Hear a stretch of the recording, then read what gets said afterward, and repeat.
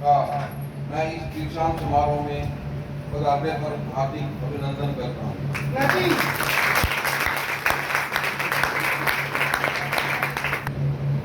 मैं श्री सुरेंद्र जी को आमंत्रित करना चाहूंगा, वो कुछ दीक्षांत समारोह के बारे में कुछ हमें बताएं और बच्चों को बताएं। Please come on the stage Shri Surendra, please कहते हैं।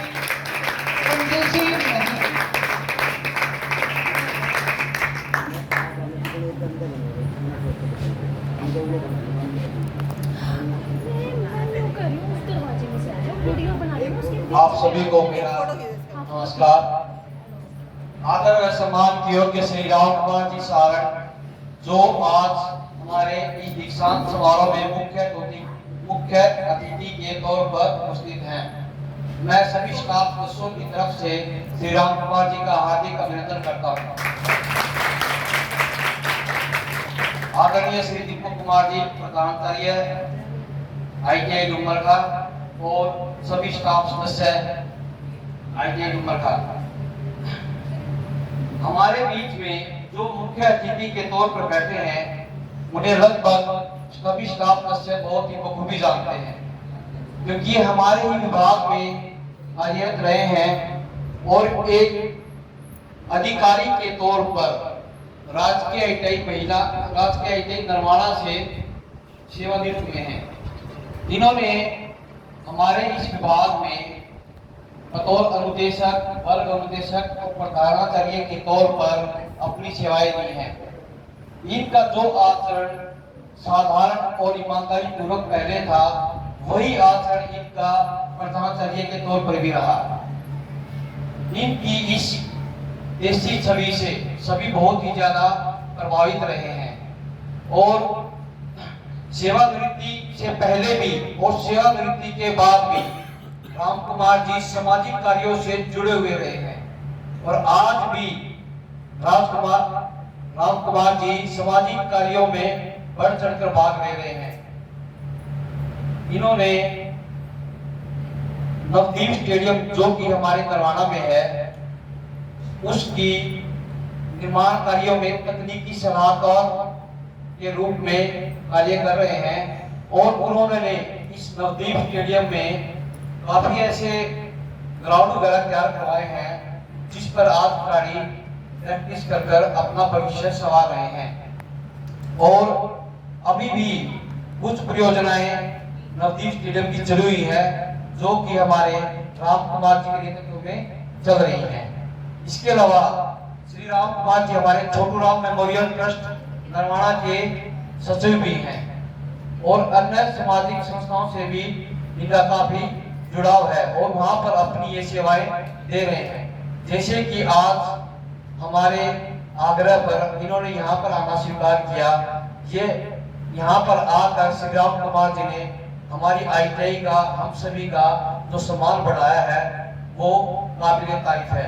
मैं सभी बच्चों से अनुरोध करता हूँ कि तालियां बजाकर इसका अभिनंदन किया जाए।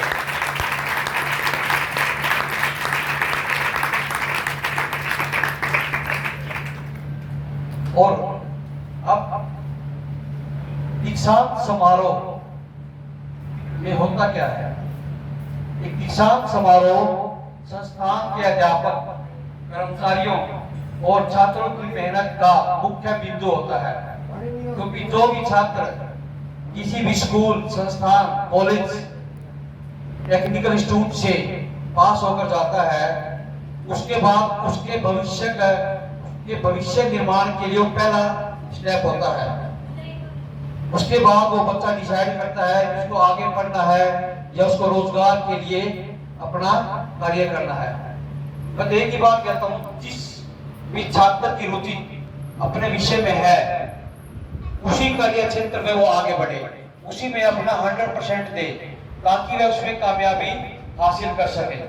और मैं सभी छात्रों को ही दीक्षांत समारोह पर उज्जवल भविष्य की कामना करता हूँ और श्री राम कुमार जी सारण जी से अनुरोध करता हूँ कि वो अपने कार्यस्थल और अपने सांसारिक और सामाजिक जो जीवन उन्होंने जिया है, वो जी रहे हैं, उनसे अपने अनुभव हमसे साझा करें, हमारा मार्गदर्शन करें और हमें भी उन्नति पर चलने के लिए प्रेरित करें। धन्यवाद। श्री राम कुमार जी।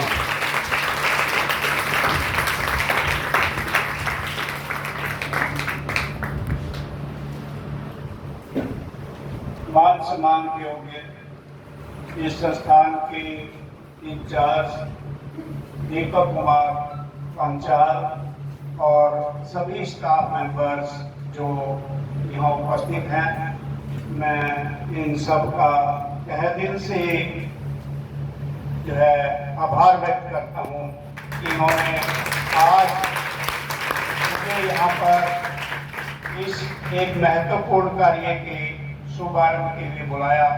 इसके लिए इनका तहे दिल से शुक्रिया अदा करता हूं। दूसरा, जैसा कि आज आपको पता है कि भगवान विश्वकर्मा दिवस के रूप में इस दिवस को मनाया जाता है, जो कि राष्ट्रीय स्तर पर मनाया जा रहा है, जिसको हमारे आदरणीय प्रधानमंत्री जी, हमारे मुख्यमंत्री जी और सभी राजकीय संस्थानों में आज ये दीक्षांत समारोह के रूप में मनाया जाएगा। तो दीक्षांत जो समारोह है, ये वास्तव में एक बहुत बड़ी उपलब्धि है।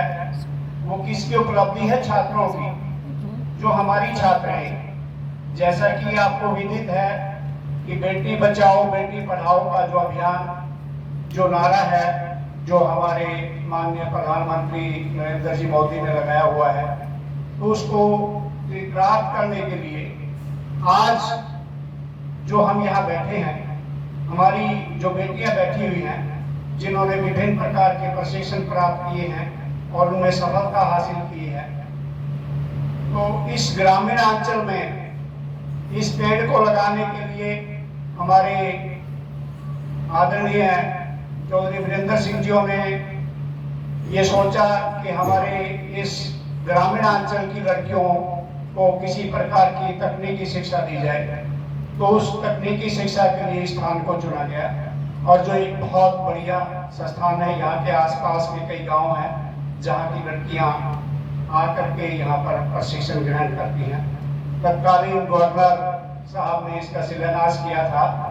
उस समय मैं यहाँ नरवाना में बतौर अनुदेशक के तौर पर कार्यरत था। तो हमने इसकी नींव से लेकर के आखिर तक बहुत सारे कार्य किए कि ये संस्थान जो है फले फूले, और आज हमें बड़ी खुशी है कि ये संस्थान बहुत अच्छी जो है प्रगति कर रहा है और यहाँ की जो लड़कियाँ हैं वो यहाँ से प्रशिक्षण प्राप्त करने के बाद विभिन्न विभागों में सर्विस के लिए जा रही हैं या घर पे अपना कोई भी रोजगार है वो शुरू कर। तो जैसा कि क्राफ्ट्समैन ट्रेनिंग से संबंधित है कि क्राफ्ट्समैन हुनर, देखिए बच्चों, हुनर है तो कदर है। यानी यदि आपके अंदर कोई हुनर है किसी भी प्रकार की है, जैसे मैं एग्जांपल आपकी ट्रेडों से देता हूँ, SOT सरफेस ऑर्नामेंट टेक्निक्स। तो सरफेस ऑर्नामेंटेशन जो टेक्निक्स है, ये एक बहुत बड़ी जो है कला है और ये हाथ से भी है, मशीन से भी है, दोनों प्रकार की है। पहली हमारी जो बूढ़ी माताएं, दादी, हमारी परदादी जो थी या नानी थी, वो हाथ से कसीदाकारी करती थी, दुबड़े वगैरह निकालती थी और बहुत सारे कार्य करती थी। वो उनकी जो कला है, हाथ की जो कला है, जिसको हैंडीक्राफ्ट के नाम से बोलते हैं। आजकल हमारे यहाँ सूरजपुर में जो है मेला लगता है हर वर्ष हैंडीक्राफ्ट का, तो वहाँ पर बहुत तरह की आइटमें हैं जो हैंडीक्राफ्ट से संबंधित आती हैं। और वहाँ पर कोई जरूरी नहीं है भाई कि आप जैसी लड़कियां ही जिन्होंने प्रशिक्षण प्राप्त किया है सिर्फ उन्हीं के द्वारा ही तैयार की गई वस्तुएं वहाँ पर आती हो। वहाँ पर बहुत सारी ऐसी महिलाएं हैं जिनके पास किसी भी टाइप की कामी नहीं है, परंतु हुनर है। वो शिक्षित नहीं है, परंतु उनमें टेक्निकल हुनर है, तकनीकी कला है उनके अंदर, कौशल है उनके अंदर। उनके अंदर कौशल का विकास है, जैसे हमारे विभाग का नाम कौशल विकास है। तो इस कला को संवारने के लिए, सजाने के लिए, जैसे आपके यहाँ पर सीविंग टेक्नोलॉजी है, तो सीविंग टेक्नोलॉजी और एसओटी दोनों को मिला करके फैशन टेक्नोलॉजी या फैशन डिजाइनिंग है, दोनों का कॉम्बिनेशन है। यदि हमारे अंदर कोई बुटीक्स से संबंधित कला है, सीविंग से संबंधित कला है, तो हम फैशन टेक्नोलॉजी या फैशन व्यवसाय के अंदर जा सकते हैं, वहाँ पर हमारा जो है काम स्टार्ट कर सकते हैं। आजकल बहुत सारे ऐसे लोग हैं जिन्होंने स्कूल ड्रेसेस, बुटीक्स, इस तरह के जो है व्यवसाय चलाए हुए हैं और बहुत सारे कामयाब हैं। उसके अलावा आपके यहाँ पर बेसिक कॉस्मेटोलॉजी भी व्यवसाय है, जिसका काफ़ी क्रेज है। शहरों के अलावा आजकल गांव में भी क्रेज है। और जो हमारी बेसिक कॉस्मेटोलॉजी की जो लड़कियां हैं जो यहाँ से ट्रेनिंग करती हैं, अगर वो अपने हाथ से कोशिश करें गांव के अंदर, अपने आस पड़ोस में, शहर में, किसी गली मोहल्ले में अपना स्वयं का भी अगर कोई व्यवसाय चलाना चाहे तो बखूबी रूप से वो उसको चला सकती हैं। ये आजकल के ज़माने की ज़रूरत है और उसके अनुरूप ये चलाया जा सकता है। उसके अलावा आपके यहाँ पर ड्राफ्ट्समैनशिप भी है। तो ड्राफ्ट्समैनशिप की जो ट्रेड है वो आधुनिकरण के साथ साथ एक ऐसी जो है शिल्प कला है जिसके जरिए हम अपने मकान की सुंदरता, उसकी लागत में कमी और उसकी मजबूती ला सकते हैं। अगर आप किसी योजना के अनुसार से मकान बनाएंगे तो उसके लिए आपने किसी ड्राफ्ट्समैन, किसी नक्शा नवीस के पास, किसी आर्किटेक्चर के पास जाना पड़ेगा, जिससे आपने उसका अनुमानित जो है लागत का जो चिट्ठा है वो तैयार कराना पड़ेगा। तो अनुमानित लागत में क्या होता है भाई, ये एस्टीमेट, उस पर कितना खर्चा आएगा। आपने 2 कमरे का सेट बनाना है, 3 कमरे का बनाना है, 1 कमरे का बनाना है, 4 कमरे का बनाना है, आपने किस टाइप का जो है मकान बनाना, उससे संबंधित ये बेसिक फर्स्ट है। तो ITI जो है हमारा टेक्नीशियन का, यानी आप लोग यहाँ से जो ट्रेनिंग करते हो, आप टेक्नीशियन हो, तो आपका टेक्नीशियन का ये फर्स्ट है। इसके बाद का जो सेकंड जो स्टेप है वो पॉलिटेक्निक है। उसके बाद थर्ड जो स्टेप है वो आगे टेक्निकल बड़े जो इंस्टीट्यूट है, डिग्री कॉलेजेस हैं, उनमें आता है। तो पहले हमारे इस टेक्निक्स के लिए क्या था कि ITI करने के बाद हमारे पास और कोई ऐसा ऑप्शन नहीं था कि हम कहीं जा सकें। आजकल IGNOU, Indira Gandhi national open university ने एक MOU साइन किया है हमारे डिपार्टमेंट से, यानी skill development and industrial training जो डिपार्टमेंट है, इसके साथ MOU, memorandum of undertaking sign हुआ है। पहले क्या था कि जो यहाँ से प्रशिक्षण प्राप्त करके प्रशिक्षणार्थी जो है निकलता था, जो 2 साल का प्रशिक्षण करता था, उसको +2 के इक्विवेलेंट के लिए एक हिंदी या इंग्लिश में से पेपर देना होता था। परंतु अब IGNOU ने साफ कह दिया है कि हिंदी या इंग्लिश कोई भी पेपर पास करने की जरूरत नहीं है। सीधा यदि कोई 2 साल का ITI से प्रशिक्षण प्राप्त करता है, लड़का हो या लड़की हो, तो +2 के इक्विवेलेंट माना जाएगा। IGNOU यूनिवर्सिटी ने ऐसा जो है अपने MOU साइन किया है हमारे डिपार्टमेंट से।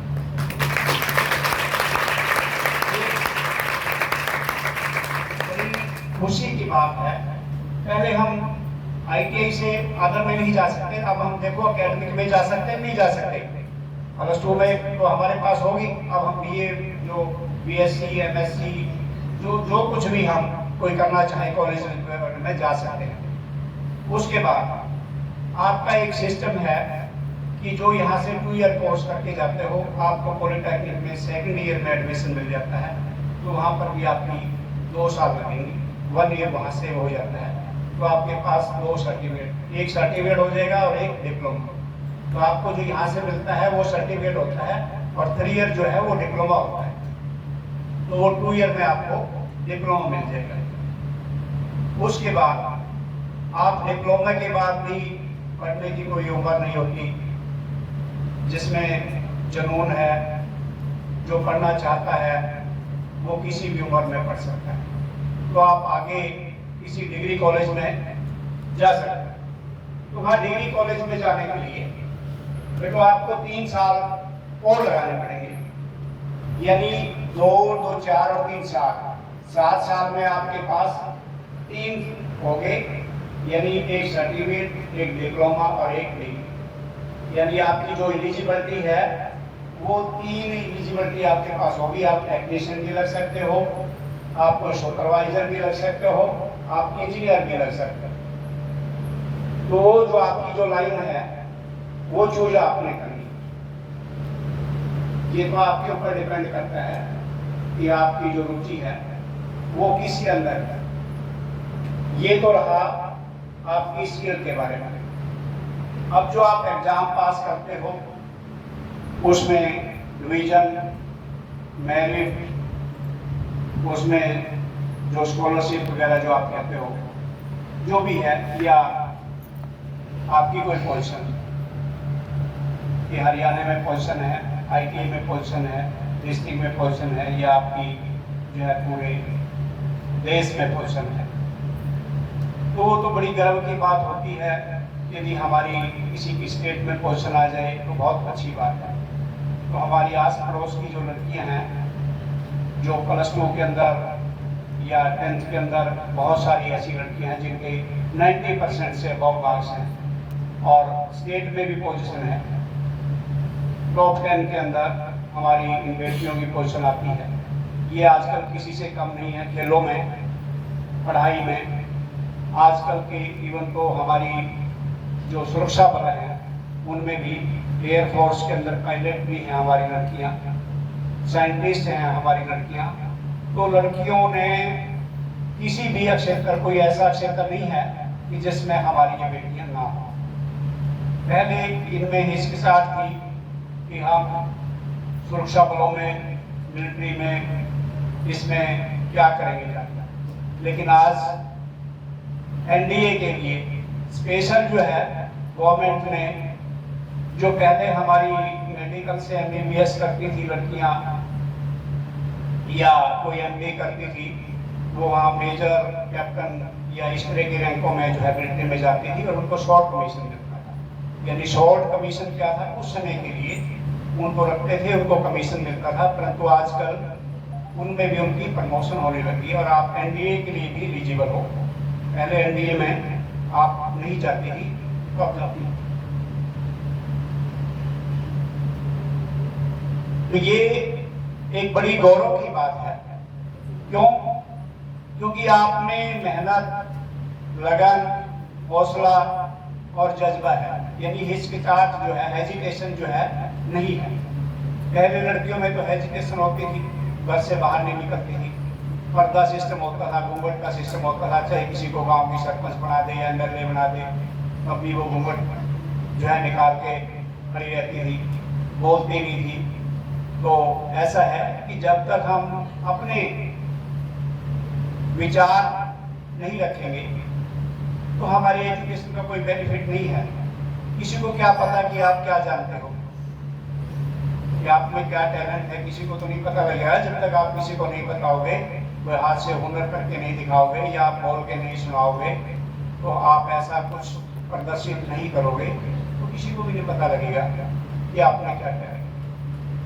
तो ये सब जो चीजें हैं, इनका जो मूल्यांकन है वो करते हैं सर्टिफिकेट जो आपको आज जो दिया जा रहा है दीक्षांत समारोह में, जो सर्टिफिकेट है, लेकिन इसके कितने % मार्क्स हैं, उसने कितनी मेहनत से, लगन से, बखूबी ढंग से, किस तरह से कार्य किया, उसका जो प्रशिक्षण की जो अवधि रही, चाहे किसी की 1 ईयर है, 2 ईयर है, तो प्रशिक्षण के दौरान उसका कैसा जो है सिस्टम रहा, उसने किस तरीके से जो है सीखा, सीखने के ढंग से सीखा या वैसे। बहुत सारी लड़कियां हैं वो कह देती हैं हमारे पास तो ये सर्टिफिकेट आ गया, तो अब नौकरी तो है नहीं, अब क्या, वो ठाली जो है हाथ धर के बैठ जाती है। ऐसा नहीं है। तो एक जो है समूह बनाओ, 2, 3, 4 लड़कियां इकट्ठी हो, सहेलियां, तो वो काम करो। ऐसा है यदि आप हिम्मत से कोई काम करोगे तो वो सब कुछ जो है सफलता आपके पांव चूमेगी, आप जो है बिल्कुल सफल होंगे। और हाँ, अच्छा, तो ये जो हमारी एक ट्रेड मुझे और पता लगा कि यहाँ पर कोपा है, कंप्यूटर ऑपरेटर प्रोग्रामिंग असिस्टेंट, जिसका आजकल बड़ा क्रेज है।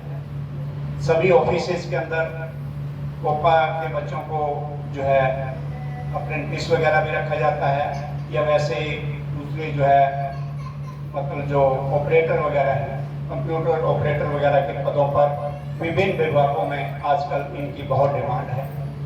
और कोपा जो है एक, जैसे हमारी स्टेनोग्राफी, हिंदी, इंग्लिश जो होती थी, इनका ही ये एक प्रकार का रूप है। सिर्फ इसमें शॉर्ट हैंड नहीं होती, बाकी टाइपिंग वगैरह का जो सिस्टम है, हमारे सॉफ्टवेयर वगैरह का जो सिस्टम है, ये सिस्टम इसके अंदर होता है कोपा। तो आज कंप्यूटर का जमाना है, यानी कोपा जो है, जो ट्रेड है, ये सभी के लिए बेनिफिशियल है। कंप्यूटर का की जानकारी होना बहुत अच्छी बात है। मैं आपको एक बात बताना चाहूँगा कि 2006 जनवरी के अंदर मुझे फरीदाबाद में एक ट्रेनिंग के लिए भेजा गया, जहाँ पर कंप्यूटर से संबंधित ट्रेनिंग दी जा रही थी। तो वहाँ पर मैं उस समय ड्राफ्ट्समैन का इंस्ट्रक्टर था। तो वहाँ पर ऑटोकैड के बारे में जानकारी देने के लिए 15 दिन की ट्रेनिंग पर वहाँ भेजा गया। तो तब मुझे कंप्यूटर के बारे में ABCD भी नहीं आती थी, यानी हमने वहाँ 15 दिन में कंप्यूटर को चलाना सीखा।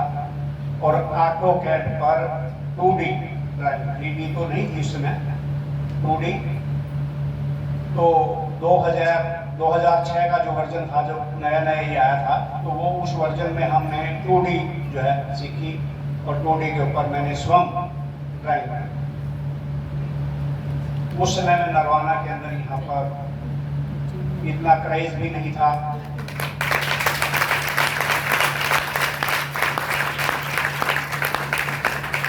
तो बेटो देखो, कंप्यूटर का क्रेज नहीं था, तो यहाँ पर ऑटोकैड का भी प्रयोग नहीं करते थे, हाथ से ड्राइंग बनाते थे। मैं खुद भी हाथ से बच्चों को सिखाता था, बनाता था, सब कुछ काम थे। पर मैंने बच्चों को सिखाना शुरू किया, और यहाँ तक कि मेरी जो है 2015 में गवर्नमेंट IT महिला टोहाना में बतौर प्रिंसिपल जो है भर्ती होगी। मैंने वहाँ पर बच्चों को ट्रेन किया, और खुद ऑटोकैड के बारे में मैंने बच्चों को वहाँ ट्रेनिंग दी। और मैं वहाँ 2017 तक 10 मार्च 2017 तक वहाँ बतौर प्रिंसिपल रहा। और मेरे टाइम में जितने भी वहाँ पर जो प्रशिक्षण प्राप्त करने वाले थे, ड्राफ्ट्समैन की जो लड़कियाँ थी, वो सभी ऑटोकैड में 2D ड्राइंग बनाई थी। उसके बाद मैंने सोचा कि भाई 2D का तो जमाना चला गया, मैंने 3D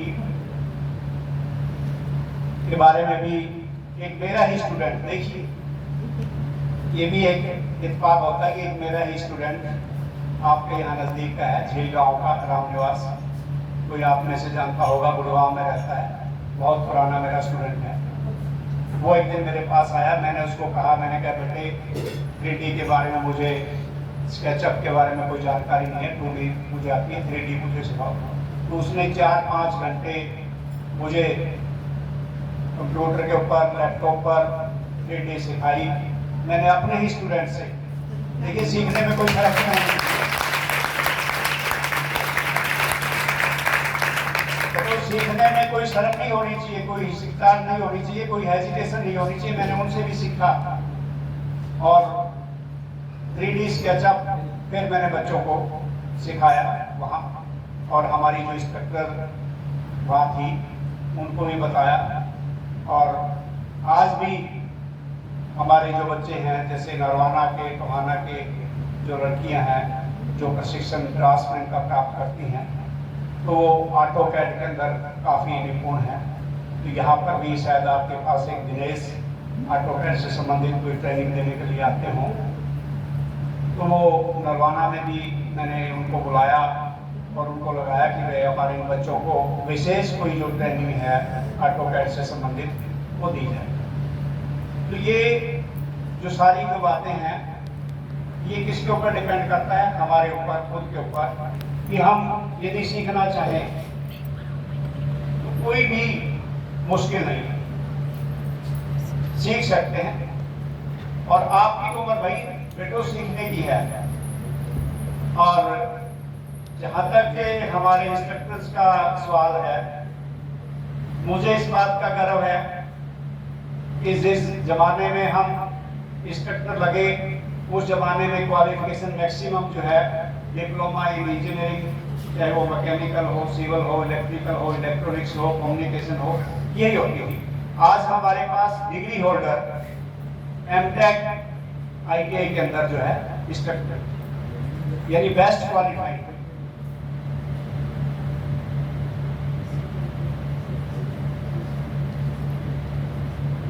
ठीक,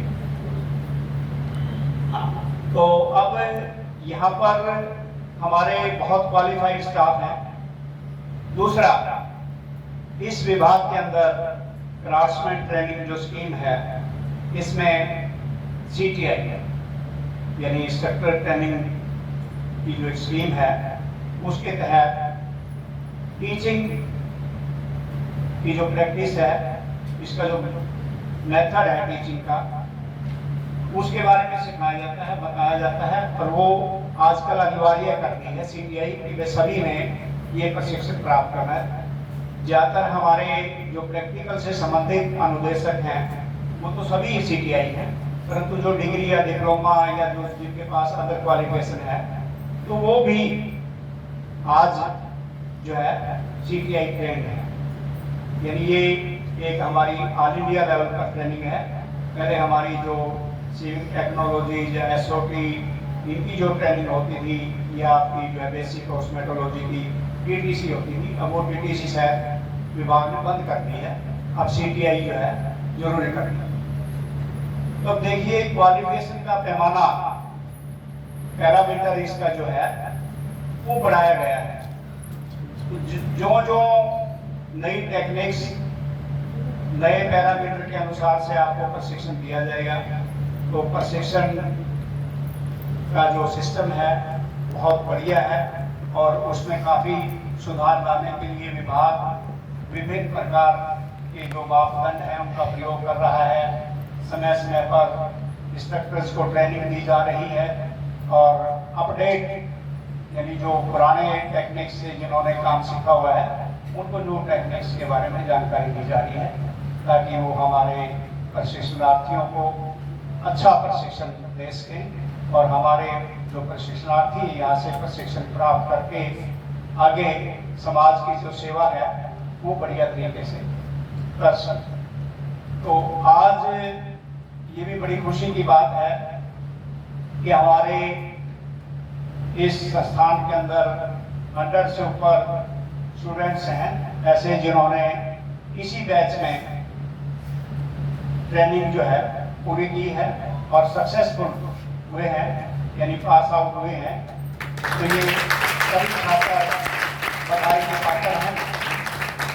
मैं सभी छात्रों को और इनके जो प्रशिक्षण देने वाले जो ट्रेनर हैं, जो ट्रेनिंग देने वाले जो इनके इंस्ट्रक्टर्स हैं, उन सभी को बधाई देता हूँ कि ये आपकी मेहनत और लगन का परिणाम है। देखिए, मेहनत और लगन से ही सब कुछ संभव होता है, बगैर मेहनत और लगन के कुछ भी संभव नहीं होता। ये सारा आज जो सिस्टम है, इसके बाद हमारे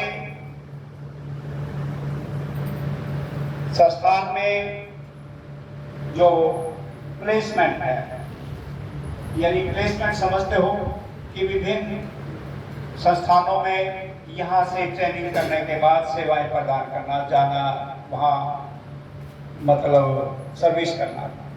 तो प्लेसमेंट में 11 जो है हमारे ट्रेनिंग्स, हमारी जो लड़कियाँ हैं वो 11 है उनकी, और अप्रेंटिस में 20, यानी ज़्यादातर हमारी लड़की जैसे कोपा की लड़कियाँ हैं, ड्राफ्ट्समैन की हैं, सिविल टेक्नोलॉजी की हैं, SOT की हैं, बेसिक कॉस्मेटोलॉजी की हैं, वो सभी जो है अप्रेंटिस वगैरह कर लेते हैं। तो भाई अभी मैं एक बताना भूल गया था कि जो 1 ईयर ट्रेनिंग करते हैं और वो उसके बाद 1 ईयर अप्रेंटिस कर लेते हैं, वो भी 2 ईयर के इक्विवेलेंट हो जाते हैं और उनको भी उसमें एग्जम्पशन है, वो भी +2 के इक्विवेलेंट माने जाएंगे। ऐसा भी उस जो है जो ऑर्डिनेंस जारी किया है विभाग ने, जो अध्यादेश जारी किया है उसके अंदर ये मेंशन है। ये आपकी इंफॉर्मेशन के लिए है। तो दूसरा ये बड़ी खुशी की बात है कि हमारे इस संस्थान में 130 स्टूडेंट्स जो है प्रशिक्षण प्राप्त कर रहे हैं।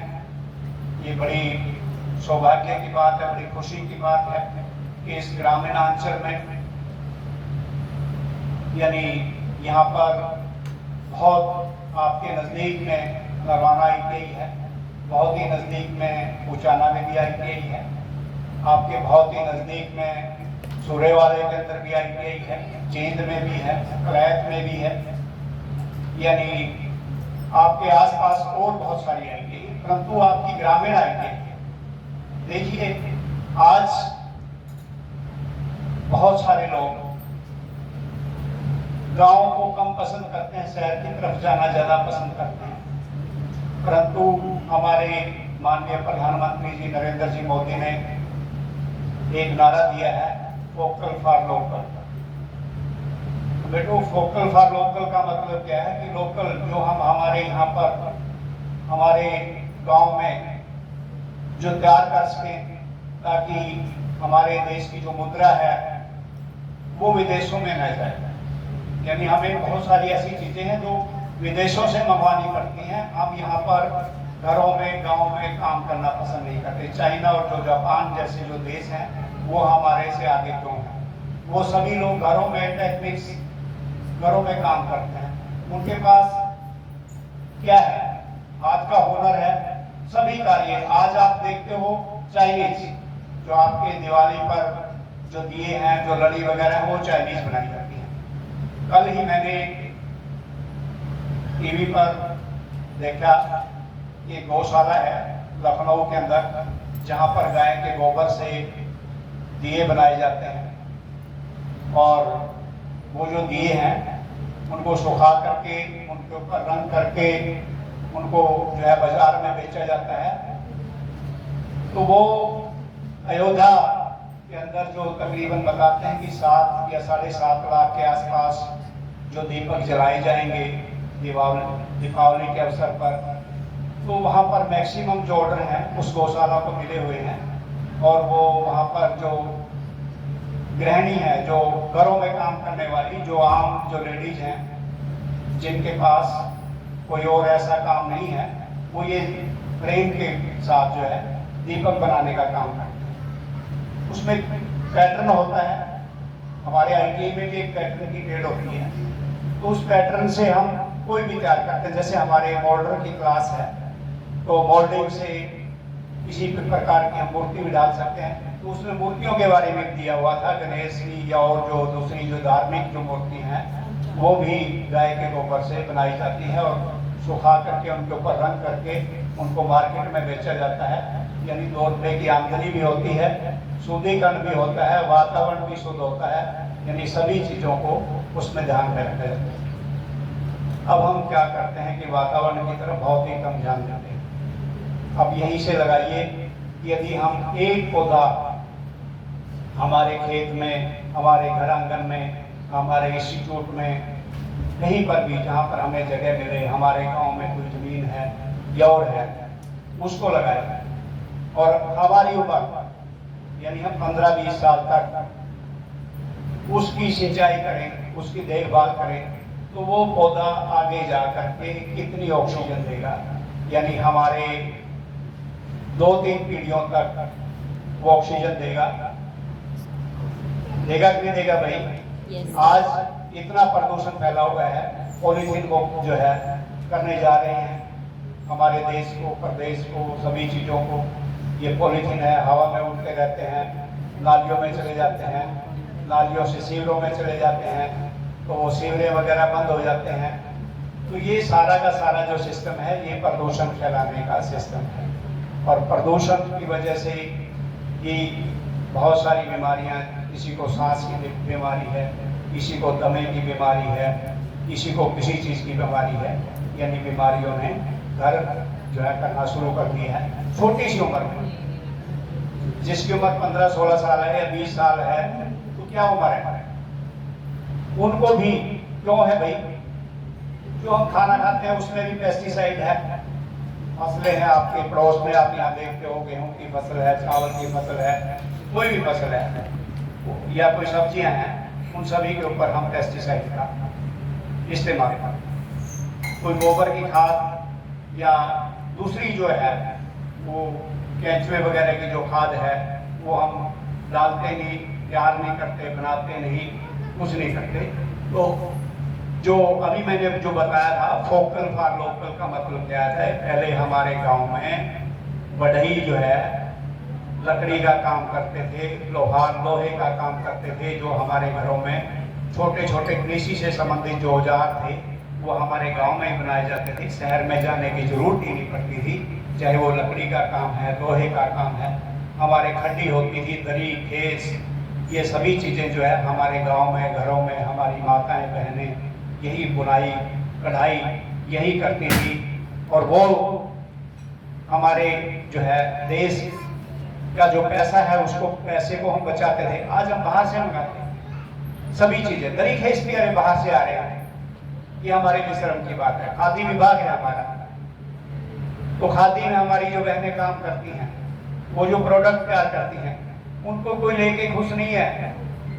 खादी से तैयार कोई दरी को, खेस को या चद्दर को, किसी भी चीज को कोई लोग खरीदने के लिए तैयार नहीं है, लेकिन डॉक्टर को 500, 1000, 2000 देने के लिए तैयार है। क्यों?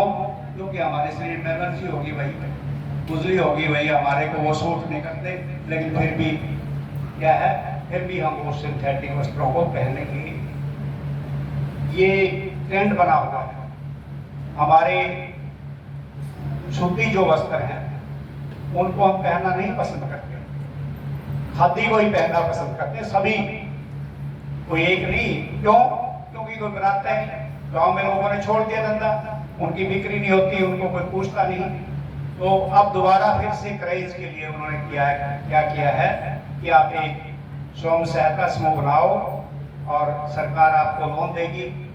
7 लाख रुपए तक जो है स्वयं सहायता समूह जो बनते हैं उनमें आपको लोन मिलेगा और आप अपना व्यवसाय शुरू करो, काम शुरू करो। सरकार उनको जो है आपकी बिक्री भी करवाएगी, जैसे आपके बुटीक्स हैं,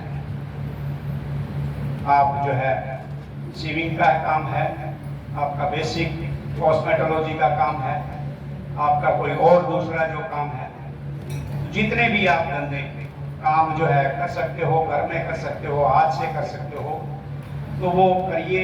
सरकार आपकी मदद करने के लिए तैयार है।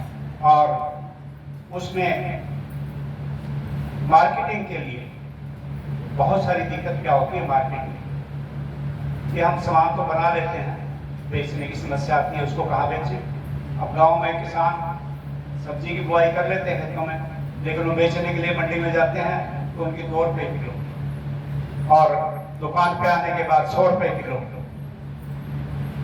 क्या कारण है? हमारे पास रिजर्वेशन के लिए कोई सिस्टम नहीं है, साधन नहीं है, हम उनको स्टोर नहीं कर सकते। टमाटर है हमारा दूसरे दिन खराब हो जाएगा, हमारी सब्जियां हैं वो दूसरे दिन खराब हो जाती हैं, हमारे पास कोल्ड स्टोरेज नहीं है, हमारे पास पैसे नहीं है। तो सरकार कहती है कि आप पैसे लो, कोल्ड स्टोर बनाओ, आपने जो प्रोडक्ट तैयार किया है उसको आप कोल्ड स्टोर में रखिए, तो उनको रिजर्वेशन यानी उनको संभाल के रखिए। आप अचार, मुरब्बा, चटनी, कोई भी चीज बना सकते हो, वो सब घरों में तैयार हो सकता है। आप फल, सब्जी, सभी चीजों को सुरक्षित रख सकते हो, परंतु मेहनत कौन करेगा, ये भी मुद्दा बड़ा होता है। मेहनत जो लोग करते हैं उनके पास पैसा नहीं, जिनके पास पैसा है वो लोग मेहनत नहीं करते।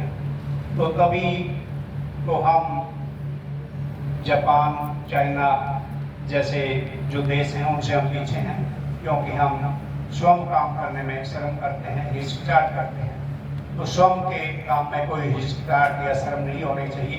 तो आज हम ये संकल्प लें, आज राष्ट्रीय श्रम दिवस है, कि हम अपने हाथ से जो कार्य हमारा अपना है उसको हम हाथ से करें, मशीन की बजाय, मशीनों से नहीं। आजकल भाई कपड़े धोने का काम भी मशीनों से, रोटी बनाने का काम भी मशीनों से, यानी बुआई का काम भी मशीनों से, कढ़ाई का काम भी मशीनों से, सिलाई का काम भी मशीनों से, यानी हर चीज मैकेनिज्म की होगी। तो हमारे शरीर को तो हमने कहीं पर भी हरकत में दिया ही नहीं, कहीं पर भी हमने हाथ को हिलाया नहीं, कहीं पाँव को भी नहीं हिलाया हमने। हमारे शरीर को खाना कैसे हजम होगा, कैसे हम जो है शरीर को स्वस्थ रख पाएंगे। तो ये हमारा नैतिक कर्तव्य है। भगवान विश्वकर्मा जियों को सबसे बड़ी यही जो है एक श्रद्धांजलि होगी कि हम श्रम करें, श्रम हाथ से काम करें, और जो भी हमारे पास कौशल, जो हमारे पास टेक्निक्स, जो हमारे पास हुनर है, हम उस हुनर को अन्य लोगों में भी बांटें। जैसे हमारे शिक्षक जो शिक्षा ग्रहण करके आते हैं, आप लोगों में कितने बच्चों को शिक्षा देते हैं? हजारों बच्चों को शिक्षा देते हैं। अगर वो शिक्षा ग्रहण करके अपने घर में बैठ जाए, किसी को ना बताएं, ना सिखाएं, तो उसका शिक्षा का कोई बेनिफिट नहीं। तो इसीलिए हम लड़की को पढ़ाना सबसे ज्यादा प्रेफर इसलिए करते हैं कि लड़की दो घरों को संवारती है, एक अपने घर को और एक ससुराल को, जहाँ वो जो है शादी के बाद जाएंगे। दोनों परिवारों को सुधारेंगे वो, उनका जो है दायित्व डबल दायित्व हो जाता है। सभी काम देखिए, वो सर्विस भी करती हैं, घर के काम भी करती हैं, बहुत ज्यादा मेहनत का जो काम है वो इनके ऊपर है, बोझ है और लगन है इनके अंदर। सभी जो है रूप है, काम करने में सक्षम है, परंतु दिल में हिचकिचाहट है। आप इन चीजों को छोड़िए। और आज मैं आप सभी को यही एक जो है मंत्र देता हूँ कि हाथ का जो काम है, हाथ का जो हुनर है, तो जैसे मैंने पहले बताया था, तो अगर हुनर है तो कदर है, यानी उसकी बड़ी कदर है। हाथ से काम करने वाले मैकेनिक होते हैं, उनको हम लोग क्या कहते हैं? मिस्त्री जी। मेरी ऑटो, मेरी गाड़ी, मेरी स्कूटर, मेरी स्कूटी, मेरी कार खराब होगी, आइए। वो कहेगा भाई अभी मेरे पास समय नहीं, 2-4 गाड़ियाँ और भी खड़ी हैं। तो हम 4-5 बार उसको जी कहेंगे मिस्त्री को, उसके पास क्यों? हुनर है। वो इतना पढ़ा लिखा नहीं है, लेकिन हाथ में हुनर है। वो हाथ से देखता है, परखता है, काम करता है। वो शरीर की तरफ नहीं देखता, अपने कपड़ों की तरफ नहीं देखता। वो किस तरफ देखता है? अपने भविष्य की तरफ, अपने बच्चों के भविष्य की तरफ, कि मैंने उनका ये करना है। समाज की तरफ, कि मैंने समाज को आगे बढ़ाना है, सामाजिक कार्य करने हैं। तो देखिए, जो भी आपको कार्य है कोई भी दिया जाए, उसको बखूबी से, लगन से, मेहनत से और ईमानदारी से करिए। इससे बड़ी जो है और कोई भी जो है कामयाबी नहीं हो सकती। सर्टिफिकेट जो है आज आपको अभी कुछ समय के बाद वितरित किए जाएंगे। ये बड़ी अच्छी बात है कि बहुत सारे बच्चों ने अच्छे नंबरों से अपने जो है प्रशिक्षण को ग्रहण किया है। और मैं तो ये भी मानता हूँ कि लड़कियाँ निपुण भी होती हैं, चाहे वो सिलाई की हो, कढ़ाई की हो, ब्यूटी पार्लर की हो, अपने जो है कंप्यूटर की हो, ड्राफ्ट्समैन की हो, स्टेनो की हो, जिस भी ट्रेड की हैं, वो बहुत मेहनत से, लगन से काम करती हैं। उनमें जो है लगन होती है। और अंत में मैं इस मेरी जो इतने समय से मैं आपको बता रहा था, इसको अभी विराम देता हूँ। कि मेरे ख्याल में आप भी उठ गए होंगे कि भाई ये तो इन्होंने कहानी जो है सुनानी शुरू कर दी। कथा जो है बहुत बड़ी होती है, सुनिए ना कथा बेटो। कथावाचक जो है वो तो बहुत लंबे 3-3, 4-4 घंटे तक सुनाते रहते हैं। और हमारा भी बड़ा लंबा एक्सपीरियंस है, यानी 40 साल के करीब का एक्सपीरियंस है। तो हमारी भी कथा जो है खत्म नहीं होगी। तो इसलिए मैं आपको ज़्यादा इंतजार नहीं करवाना चाहता। तो इसी के साथ मैं अपनी इस वाणी को विराम देता हूँ और सभी को धन्यवाद देता हूँ कि आपने मेरी सरकार को इतने बढ़िया ढंग से सुना। पिन ड्रॉप साइलेंस, देखिए इतने बैठे हों और एक हॉल हो उसमें आवाज़ तो आती है, परंतु ये बड़ी खुशी की बात है कि इतनी लड़कियां बैठी हैं, थोड़ी सी भी आवाज़ में डिस्टर्बेंस नहीं हुई और बड़ी लगन से सुनी। जितनी लगन से आपने सुनी है तो इस पर अमल भी होगा। तो इस बात के लिए जो है आप सभी का मैं पूर्ण धन्यवाद करता हूँ। धन्यवाद।